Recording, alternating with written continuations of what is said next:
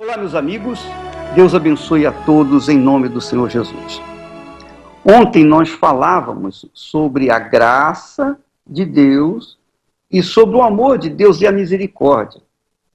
Mas nós também começamos a falar sobre a ira de Deus, porque normalmente as pessoas ficam ou focam mais a graça de Deus, a misericórdia de Deus, o amor de Deus e se esquecem da sua ira.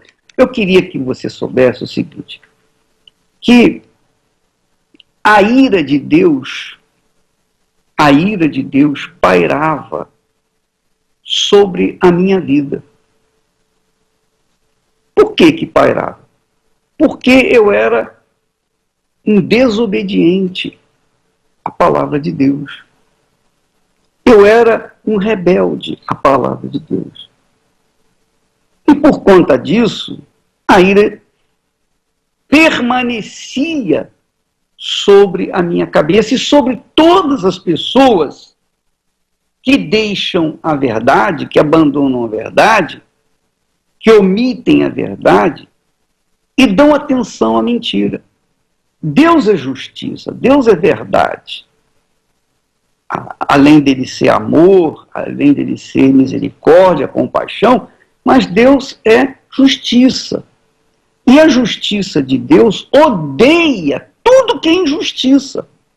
Ora, se eu vivia na injustiça, se eu vivia na mentira, então pairava sobre a minha cabeça a ira de Deus. Mas um dia, um belo dia, isso há 50 anos atrás, eu reconheci a minha rebelião. Eu reconheci que eu andava errado, que eu andava distante, que eu andava na mentira, eu andava no engano. Eu fazia uso da mentira da mesma forma como as demais pessoas. Eu cresci, desenvolvi em cima da mentira. Mas quando eu reconheci a minha mentira, o meu engano, eu não falo de mentira no sentido apenas de falar uma mentira, mas tudo que não prestava, tudo que era depravatório, tudo que era errado, eu fazia, eu consumia. Quer dizer, eu consumia a mentira. Então a ira de Deus estava sobre mim. Quando eu reconheci que eu estava nessa situação, o Espírito Santo me mostrou o único que poderia me salvar, que era Jesus. Só Ele poderia me lavar do meu passado sujo e me fazer uma pessoa justa. Foi quando eu nasci do Espírito Santo, nasci de Deus. Jesus me lavou, me purificou, então eu ingressei na família de Deus.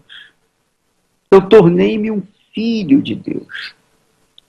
Ora, minha amiga, meu amigo, isso aconteceu comigo que era um incrédulo. Agora imagine você, se por acaso, hoje, conhecendo o que eu conheço, a verdade, conhecendo Jesus, conhecendo o Espírito Santo, tendo conhecimento da grandeza de Deus, eu me rebelo, eu me volto contra o que é verdadeiro, então já não há mais salvação para mim. Por quê? Porque eu estou novamente me colocando na posição de rebelde, como antigamente. É por isso que lá em Hebreus, em capítulo 6, o apóstolo Paulo diz assim: é impossível outra vez renová-los. Então há muitos crentes caídos que não têm mais solução. Não têm mais solução porque eram de Deus, eram nascidos de Deus, mas se corromperam, amaram mais a injustiça, amaram mais a mentira do que a verdade que conheciam. Minha amiga, meu amigo, eu queria que você prestasse bastante atenção, porque esse assunto é deveras muito importante para que todos nós venhamos colocar as nossas barbas de molho. Você não tem barba, né? Mas você deve botar então a cara de molho, para não cair no mesmo erro que muitos caíram, e que por causa disso, a ira de Deus se mantém sobre eles.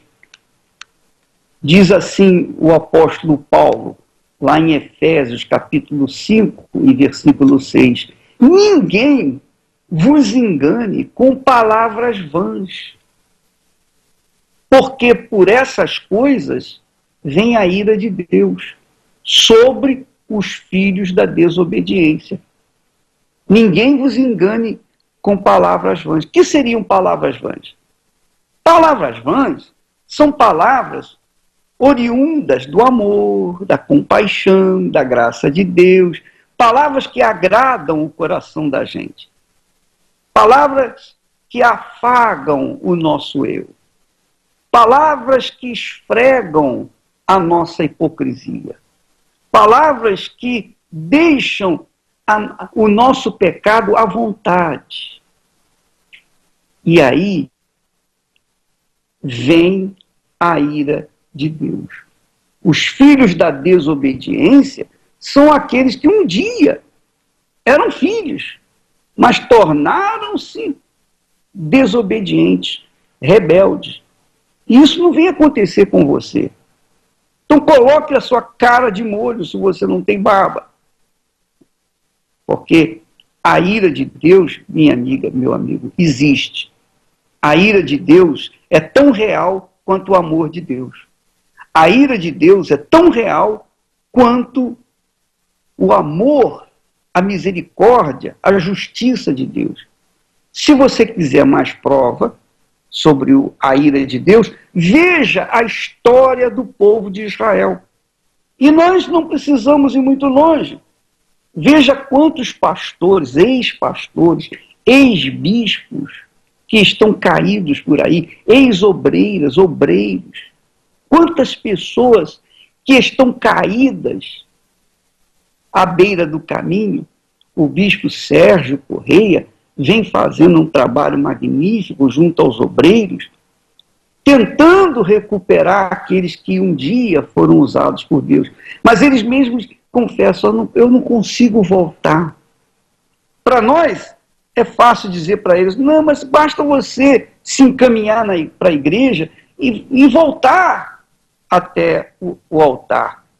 Mas é difícil, tem sido difícil para eles encontrarem forças para voltar. Por quê? Porque muitos deles, não todos, mas muitos deles, ou alguns deles, já se convenceram, já determinaram que não querem mais seguir e servir a verdade. Então, sobre eles vem a ira de Deus. Engraçado que o apóstolo Paulo, ele fala para Efésios e fala para os colossenses, os cristãos em Colossos. Ele diz assim lá em Colossenses 3 e 6, por estas coisas é que vem a ira de Deus sobre os filhos da desobediência. Quer dizer, o mesmo que Paulo escreveu para a igreja em Éfeso, ele também escreve para a igreja em Colossos, os cristãos colossenses. Olha, cuidado, cuidado. É por causa desse tipo de procedimento que vem a ira de Deus. A ira de Deus vem sobre os filhos da desobediência. Eu era incrédulo, eu não conhecia a Deus. Mesmo assim, eu estava condenado à morte, condenado ao inferno, porque não havia em mim nenhuma comunhão com Deus. Então Deus teve compaixão de mim e me salvou. Ora, minha amiga, imagine agora, se eu dou a volta e retorno aos caminhos de onde um dia eu saí, os caminhos da morte. Então, já não resta mais esperança para mim, porque eu tenho conhecimento nítido, claro, transparente da verdade de Deus. E é o que acontece com você que tem ouvido a palavra de Deus. Você que já viu os milagres de Deus. Você pode verificar, por exemplo, o povo de Israel viu os milagres no deserto, viu os milagres lá no Egito. Lá no Egito ele viu as 10 pragas sobre o Egito. Eles viram. No deserto também os filhos de Israel viram os milagres de Deus. Deus mandou o maná, Deus mandou cordonizes, Deus fez sair água da pedra, Deus fez abrir o mar vermelho. Eles viram os milagres. Mesmo assim, eles acabaram se rebelando contra a autoridade de Deus, que era Moisés. Obviamente, quando uma pessoa se rebela contra uma autoridade divina, ela está se rebelando contra o próprio Deus.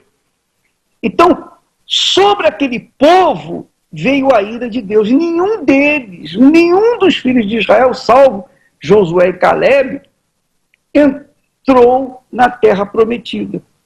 Os filhos deles, sim, mas eles, os pais, morreram pelo deserto. Então, que isso sirva de lição para você, para mim, para todos nós.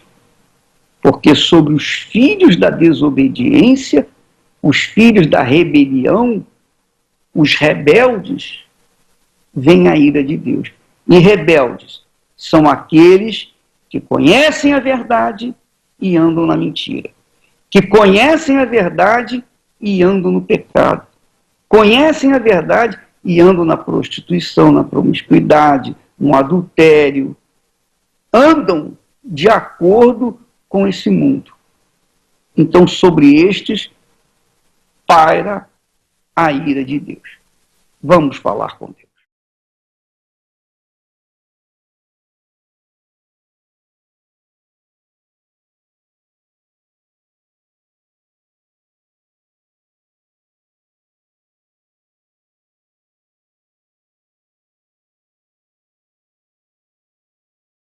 Em nome do Senhor Jesus, meu Pai, nós entramos na Tua presença em favor de todos os que estão nos ouvindo.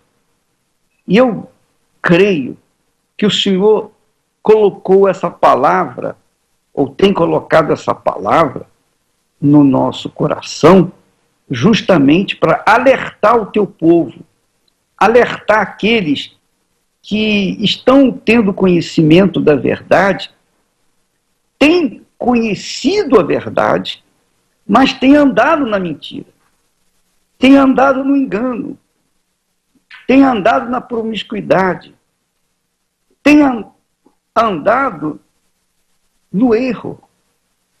Quantas e quantas não têm sido as pessoas que, apesar de terem visto o teu poder, apesar de terem sido curadas, libertas de alguns males, de vícios, mesmo assim se mantêm vivendo no erro. Eu peço, Espírito Santo, para que a ficha dessa gente venha cair e ela venha se libertar da sujeira, da mentira, do engano, e voltar-se para ti. Nós teremos nesse domingo, o segundo domingo da reabilitação, da renovação, a revolta contra o pecado, contra o diabo, contra o inferno. Então, meu Pai, que esse domingo seja o dia de transformação, de reavivamento, que seja o dia em que as pessoas venham se voltar para ti e terem suas vidas reconstruídas, para que a tua glória se manifeste através delas na vida de outras tantas que estão caídas por aí. Eu te peço, meu Pai, em o nome de Jesus, que este domingo seja o domingo dessa criatura que me ouve agora, essa pessoa que está me ouvindo nesse momento e que se encaixa nessa mensagem e que tem consciência, que está dizendo, é isso mesmo, é verdade. Eu conheço a verdade, mas tenho andado na mentira. Eu conheço a santidade, eu sei que eu tenho que andar em santidade, mas eu vivo na corrupção, eu vivo no engano, no adultério, na mentira, na prostituição, na promiscuidade. A minha vida é um verdadeiro inferno. Essa é a palavra, o inferno. Minha vida tem sido um inferno. E justamente porque, com certeza, sobre mim paira a ira de Deus. Então, neste domingo, eu vou fazer as pazes com meu Deus. Neste domingo, eu vou entrar em paz com meu Deus. Ó poderoso de Israel, eu te peço, fortaleça essa criatura para que ela, de forma nenhuma, venha faltar, venha falhar nessa entrega, nessa subida e entrega a ti no teu altar. Em nome do Senhor Jesus, quem crê, diga amém e graças a Deus.